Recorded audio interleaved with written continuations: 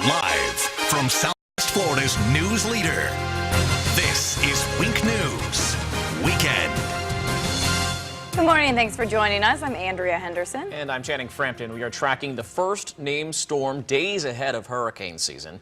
And Wink News is the weather authority. We have team coverage this morning. But let's start with meteorologist Matt Devitt, who's in the weather center right now. Yeah, and you'll see heavy rain, possible flooding, and some gusty winds this morning. And one or more of the windy places will be on Sanibel Island. That's where we find Wink News reporter Hannah Vogel, who is out in the elements to describe what you're seeing this morning. Hannah, what can you tell us? Looks pretty windy. As Alberto affects southwest Florida, many people have been making last-minute preparations. Water's been building up in the swales in Cape Coral days ahead of the storm, and those water levels are going to go up.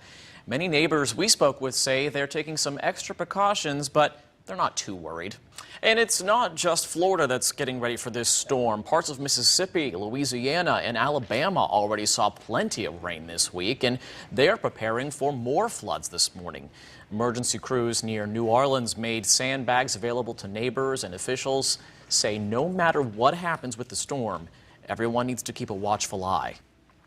We could soon learn more about this crash that cost someone their life in North Fort Myers. Investigators have not released the name of the person who died yesterday. This is where the crash happened yesterday near the Edison Bridge. Police are asking you to drive carefully in that area. Count on Wink News to bring you any updates on this crash and those involved as soon as we get new information. Well, there's new hope this morning that the summit between President Trump and Kim Jong-un may happen after all.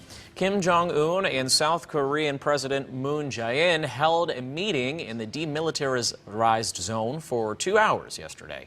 The two leaders discussed how to keep the summit on track, just a day after President Trump decided to cancel it, citing concerns about the North's commitment to denuclearization. White House Press Secretary Sarah Sanders says the administration will be preparing for a meeting on June 12th. And the president wants to have a meeting if it can provide real results, and that's what he's said all along. And the meeting is still expected to be held in Singapore. A team of White House officials are there this weekend to get ready. And neighbors in Southwest Florida not taking any chances. How another community is preparing for Alberto and what Governor Rick Scott is doing to help. We'll also have an updated look at the radar screen. You can see it swirling about 100 miles off the coast. Our team of meteorologists is keeping a close eye on this storm.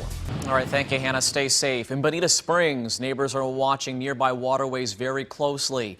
You might remember this is video shot from the Wink News drone last fall when the Imperial River came out of its banks. And some areas were under several feet of water after heavy rain.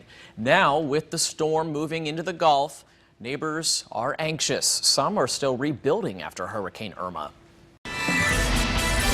Getting a live look at the village on Venetian Bay in Naples right now. A rainy, wet start to your Sunday morning.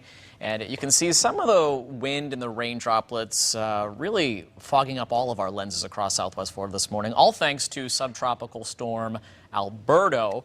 And meteorologist Matt Devitt's keeping a close eye on the storm, and it's strengthening, but just a little bit. New this morning, we are getting a look at the inside of a crash that shut down Veronica Shoemaker Boulevard last night. This was taken inside what appears to be the murder mystery train that goes through Fort Myers. It hit a car last night. You can see the bright lights from the emergency vehicles here. Fort Myers Fire Department and other officials were trying to respond to the crash here. We know at least one person was pulled from a black Camaro that was struck by the train. Other passengers were also in the vehicle. Right now, we don't know if anyone was badly hurt. The crash is still under investigation.